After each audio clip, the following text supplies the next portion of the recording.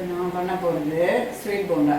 அதுக்கு வந்து மைதா மாவு 100 கிராம், சர்க்கரை ஒரு 20 கிராம், அப்புறம் ஒரு பிஞ்சு சோடாப்பு போட்டு ஒரு பிஞ்சு ஏலக்காய் பொடி போடணும். கட்டியான தயிர் விட்டு தான் பிசையணும், தண்ணி சேர்க்கக்கூடாது. அப்புறம் அது எண்ணெயில் போட்டு எடுக்கணும்.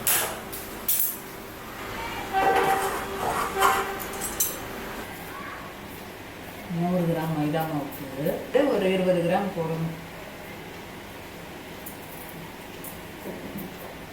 கட்டியான தயிரை விட்டு செய்யணும். அப்படியே எண்ணெயை காய வைக்கணும், வச்சு போட வேண்டியது.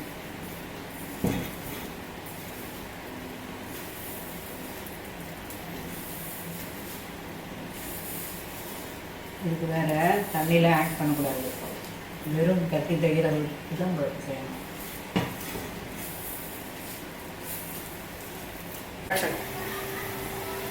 இப்போ இது ஒரு மைதா மாவு இப்போ திருப்பி போடணும். ஓகேவா? இப்போ செவந்து வரும்போது மேலே எழும்பி வரும், அப்போ நம்ம திருப்பி போடணும். அப்புறம் செவந்ததுக்கு அப்புறம் எடுத்து வச்சிடணும். இது ஒரு நாளைக்கு தான் இருக்கும்.